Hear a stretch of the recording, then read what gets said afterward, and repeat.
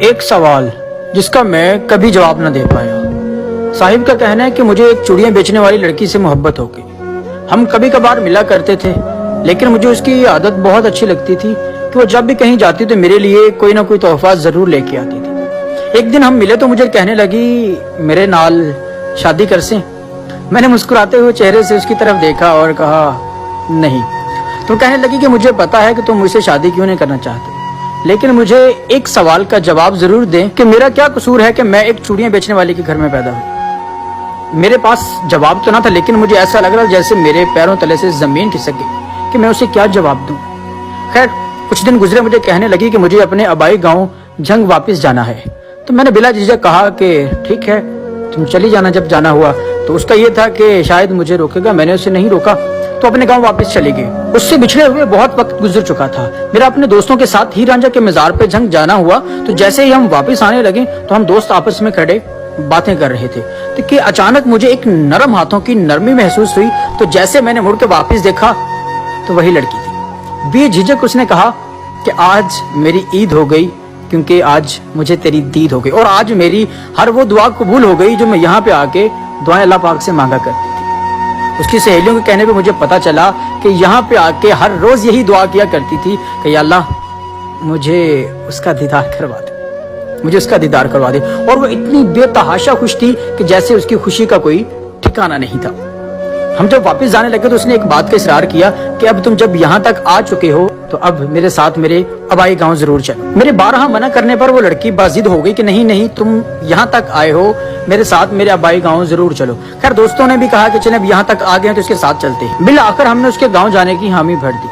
جب ہم نے حامی بھری تو اس نے پیار بھری نگاہوں سے میری آنکھوں میں آنکھیں ڈال کر ایک سوال کیا کہ مجھے آج تو اس بات کا جواب دے دے کہ اس میں میرا کیا قصور ہے کہ میں ایک چوڑیاں بیچنے والے کے گھر میں پیدا ہوئی۔ ہمیشہ کی طرح میرے پاس اس کے سوال کا کوئی جواب نہ تھا۔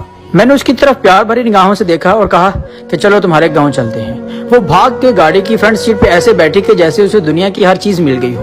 ہم جب اس کے آبائی گاؤں میں پہنچے تو اس نے اپنی سہیلیوں کو مزید اکٹھا کر لیا اور اس کی اماں کہنے لگی بیٹا یہ اللہ سے بھی پہلے تیرے نام کی تسبیح پڑھتی ہے۔ میرے پاؤں جس طرح کے لڑکھڑا گئے ہوں کہ یا اللہ میں تیرا گناہ گار تو نہیں ہو گیا کہ کوئی ایسا بندہ بھی ہے تو اس سے پہلے جو میرا نام لیتا ہے۔ خیر اس نے ہمارے لیے ایک بہت ہی لذیذ سا کھانا تیار کیا۔ ہم نے کھانا کھایا۔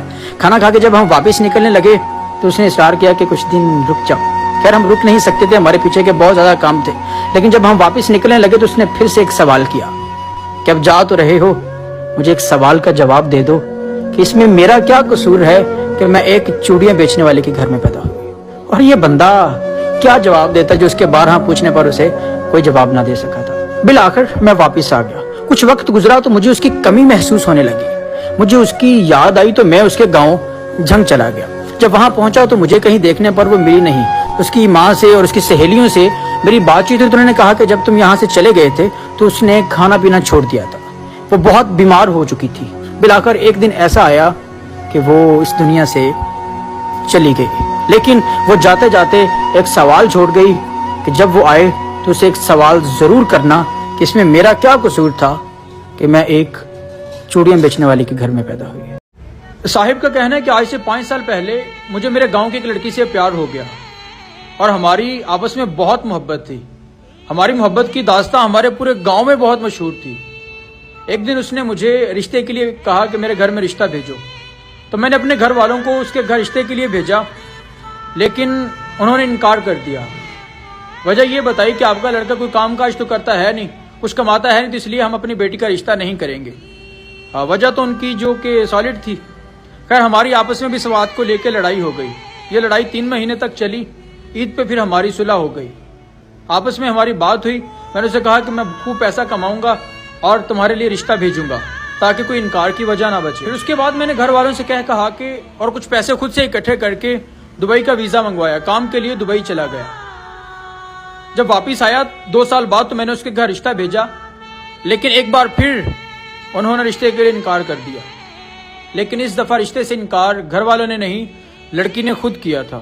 جب میری بات ہوئی میں نے وجہ پوچھی تو کہنے لگی میں نے تمہیں پہلے ہی بتانا تھا، لیکن میں تمہارے آنے کا انتظار کر رہی تھی، تم نے آ کے مجھ سے بات نہیں کی، تم نے رشتہ بھیج دیا۔ اب میں تم سے پیار نہیں کرتی، میں اپنے فلاں کزن سے پیار کرتی ہوں. اس نے تو یہ سب بہت آسانی سے کہہ دیا، لیکن اس نے میری جان نکال لی تھی. اس کے اس کہنے کے بعد میرے پیروں تلے سے زمین کھسک گئی تھی. میرے من میں بہت زیادہ سوال آ رہے تھے، کس سے پوچھوں. لیکن جو انسان پیار سے مکر جائے وہ سوالوں کا کیا جواب دے گا. لیکن ایک سوال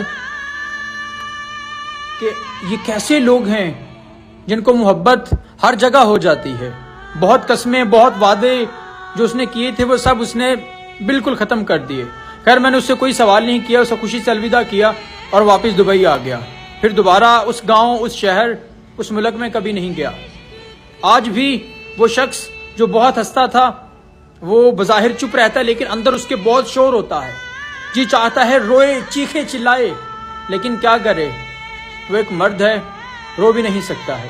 بس ایک سوال کہ یہ کیسے لوگ ہیں، یہ کیسے لوگ ہیں جن کو ہر جگہ محبت ہو جاتی ہے. اگر آپ کے پاس اس کا جواب ہے تو ضرور دیجیے گا.